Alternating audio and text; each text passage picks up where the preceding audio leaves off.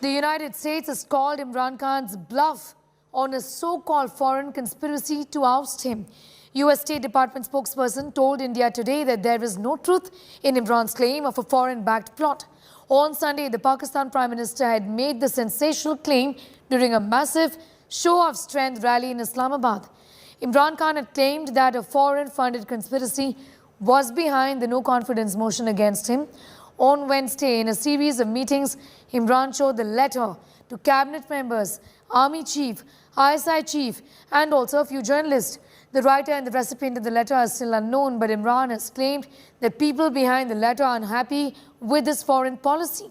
The Pakistan Prime Minister is all set to introduce the letter to the members of Pakistan National Assembly during an in-camera session. According to reports, the letter claims that Imran's ouster is going to reduce Pakistan's international problems. The letter mentions Imran's recent Russia visit, signaling at Western annoyance over Imran's foreign policy.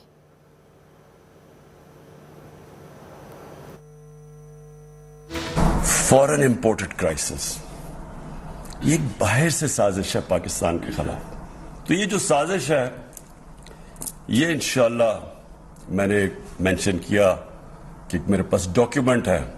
वो आज document मैं senior journalist को अब दिखाऊंगा। हमारी allied parties है, उनमें से एक-एक को बुलवाऊंगा, बताऊंगा कि ये डॉक्यूमेंट रियल है। हमारे मुल्क में बाहर से पैसे की मदद से हुकूमत तब्दील करने की कोशिश की जा रही है। पैसा बाहर से, पैसा बाहर से है, लोग हमारे इस्तेमाल हो रहे हैं, ज्यादातर अनजाने में, लेकिन कुछ जानबूझ के ये पैसा इस्तेमाल कर रहे हैं हमारे खिलाफ। Alia Zahra is getting us more details on that story. She joins us now from Islamabad for more on that.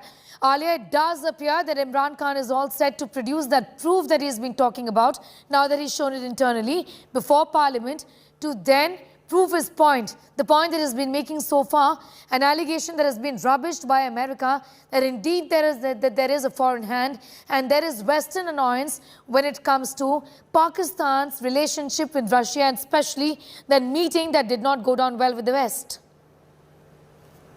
Yes, so he has been creating that narrative that there's a foreign conspiracy out there. At first, he mentioned the letter during the public address. It wasn't taken seriously because he has a history of making such claims that cannot be backed with evidence. But then he claimed that he has evidence which he's ready to share with people. And now he has also made that, shared that alleged letter with some journalists and his allies. So, but it doesn't seem that will create any resolve the crisis that he's currently in. And he has also, it just appears to be another tactic to buy time. And as you said, that he has been, just the fact that he took a position on the Russia-Ukraine crisis, he's kind of, sided, the government sided with Russia instead of condemning their invasion of Ukraine. And then the absolutely not stance, which has been very popular among PTI supporters, that, the US was given a clear answer by Imran Khan when they asked for air bases. But the US says that no such thing happened. They didn't even ask for the air bases in the first place. So Imran Khan appears to be, it just means that he had been waiting for President Biden's phone call, which didn't happen. So now he tried to, as a response, he just tried to create that impression that he's the one who actually gave cold shoulder to Biden and took because he wants an independent foreign policy for Pakistan. So I think this foreign letter, the threat letter, is just another attempt. And now the National Security Committee meeting has been called. The Parliamentary Committee for National Security is being, the session is being held. But right now the opposition parties are not ready to hear that. Imran Khan and his party colleagues have said that they will share the letter with the opposition members in an in-camera session in the Parliament. But a few hours ago, just an hour ago, Bilawal Bhutto the opposition party PPP's chairman said that the opposition is not going to sit with Imran Khan. Whatever Imran wants to tell them, he can tell them after 3 days, after the All right. no trust motion is, the voting takes place and whatever the outcome is. So the opposition party is not ready to sit with him, but Okay. it appears that he's using that to, kind of buy time and create a narrative that he's been a victim. But he cannot reveal the contents of the letter as per the constitution, because if he does so, it will be a violation of his oath of office. You cannot reveal, a state secret. A PM is supposed to keep a state secret to himself. And some sources also said that the letter he's talking about is actually written by Pakistan's own ambassador to the US. In which All right, case, it is tricky just situation an there internal really for Pakistan Prime Minister Imran Khan. Alia, we'll continue to track that story with you. Big developing story from across the border. We, of course, coming back to you for more on that. Thanking you for the moment. And staying with this, Imran Khan has lost majority after a key ally, the MQM party, dumped the PTI-led coalition. It's game over for Imran Khan even before the trust vote scheduled. Take a look at this report.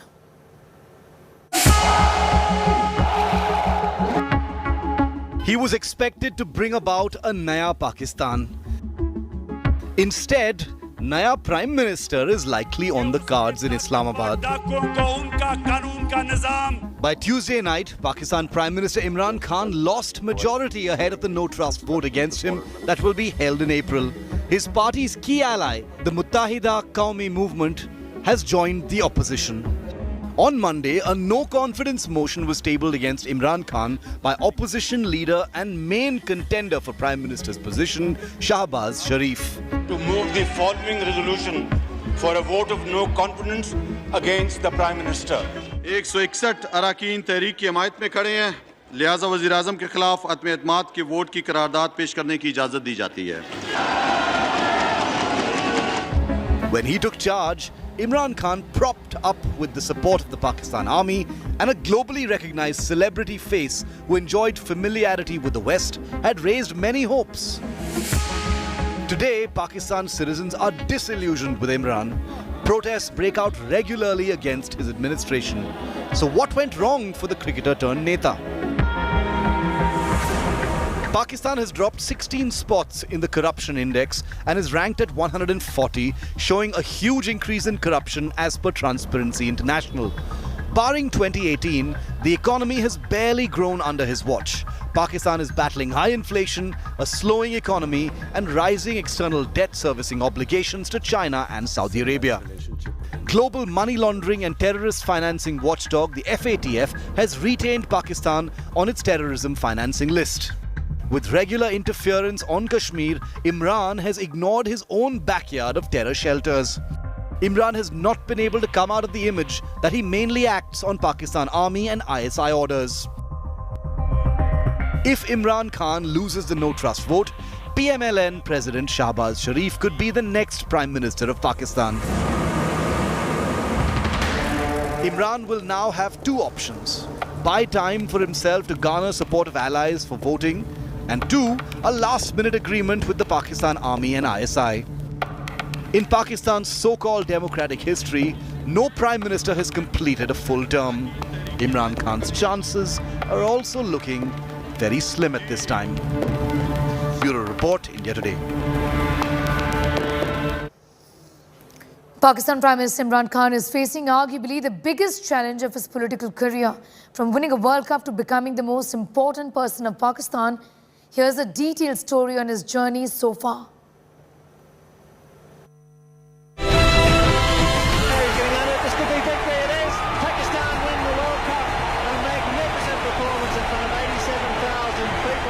From lifting the first and only World Cup for Pakistan to becoming the Prime Minister of the country. Imran Ahmad Khan Niazi सदके दिल से हलफ उठाता हूँ सदके दिल से हल्फ उठाता हूँ. Imran Khan has travelled a long way. Among the greatest cricketers of Pakistan, Imran made his Test debut against England in 1971. He went on to be hailed as one of the world's best all-rounders. Is it that miles? That has gone miles. It is a huge six. In 1992, Imran came out of retirement and created history by leading Pakistan to a stunning World Cup triumph. Imran smartly cashed in on his popularity and started a new innings in politics, forming the Pakistan Tehreek-e-Insaf in 1996. After the initial setback in the 1997 general elections, Imran was elected to the National Assembly from the Miawali seat in the 2002 general elections. Imran was imprisoned briefly for criticizing the regime of General Pervez Musharraf. Years later, he coined the Naya Pakistan promise, which many believe won him the Prime Minister's office. The PTI launched protest against then Prime Minister Nawaz Sharif after the release of the Panama Papers in 2016 that alleged that Sharif has stashed unaccounted wealth abroad. Imran's political stature grew after the courts began the trial of Sharif and his family in the Panama Papers case. In the 2018 general elections, Imran's PTI emerged as the single largest party in the National Assembly. He took oath as the 22nd Prime Minister of Pakistan on August 18, 2018. Anyone who has tracked Imran's career, whether in cricket or politics, will vouch for one fact: never write him off. He won the World Cup after coming out of retirement at the ripe age of 40. He became the Prime Minister after 22 years of active politics. Imran is a fighter. He has pledged to battle it out till the last over. And even if the skipper gets out in this innings, Imran is there for many more matches to come. Bureau Report, India Today. The Pakistan Prime Minister is not alien to controversies, from geography mix-ups to allegations of sexual harassment. Here's a report on the controversies Imran Khan has been embroiled in.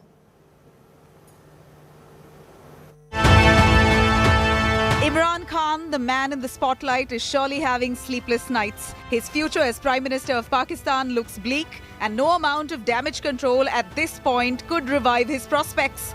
This brings us to think, how well did Imran Khan fare as a world leader? Well, the number of controversies and slip-ups the cricketing demigod has been involved in while in power has made him the prime target of social media trolls. Let's start with Imran Khan's knowledge in geography. In 2018, during a speech at the Envoys Conference on Economic Diplomacy in Islamabad, Imran Khan referred to Arica, a port city in Chile, as an emerging country. At another official event in Tehran, Imran alluded that Japan and Germany share borders. On the border region of Germany and Japan, they had joint industries. So now there's no question of them ever having bad relations because their economic interests are tied together. Unfortunately, Imran Khan's struggle with basic physics was also out in the open when in 2018, in an attempt to praise China, Imran Khan said China has launched trains that run faster than light. China में यही सफर 4 घंटे में, यानी कराची से लाहौर पहुंचना, Chinese की जो अब ट्रेन चल रही है वो 4 घंटे में पहुंचा देती है, और वो जो अगली ट्रेन बना रहे हैं वो शायद 2 घंटे में पहुंचा दें, क्योंकि वो स्पीड की लाइट से भी ज्यादा तेज अगली ट्रेन्स डेवलप हो रही हैं. Imran Khan's math appears to be poor too. While speaking at an event and glorifying New Zealand's victory in the World Test Championships final, the former cricketer got India's population embarrassingly wrong. Respecting women and their choices is not something Imran Khan can boast of. In an interview with HBO, Imran said, "Women with little clothes instigate men." He then tried to backtrack, saying he would never say something like that. If a woman is wearing very few clothes, it will have an impact on the men, unless they're robots. I mean, it's common sense. Allegations of sexual harassment haunted Imran Khan in 2017. His party member, Aisha Gulelai, accused him of sending obscene text messages to women members of the party. While quitting the party, Aisha said the honor of women associated with Imran Khan's party was not safe. If anything, Imran Khan has managed to successfully maintain his Casanova image all through his oscillating career. In fact, his second wife, Reham Khan, in her autobiography has claimed that Imran confessed that he had fathered at least 5 illegitimate children, some of them Indian. Imran was a bachelor for the first 42 years of his life. In the years that followed, he married thrice. Ironically, for the playboy image attached to Imran, each of his wives turned out to be more conservative than the other. His first wife, Jemima, had her hair open. Second wife, Reham, partially covered her hair. And third wife, Bushra Bibi, covers herself fully, including the face. Now, public information confirms that Imran Khan has 2 children with first wife, Jemima Goldsmith. Unfortunately for him, he was heavily trolled for getting married to the British heiress, who was half his age. The Pakistan Prime Minister also faced international scrutiny in the 90s after British girlfriend Sita White claimed that Imran was the father of her daughter. Imran denied the claims, which led to a bitter legal battle until a Los Angeles court ruled that the 4-year-old girl was indeed Imran's biological daughter. He was finally forced to accept it. Some revelations made by Imran Khan's second wife, Reham, are cringeworthy. In her autobiography, Reham states Imran was obsessed with black magic and claims she caught him rubbing black lentils all over his naked body to ward off evil eye. Well, it looks like Imran Khan has surely mastered the art of blissful ignorance. Bureau Report, India Today.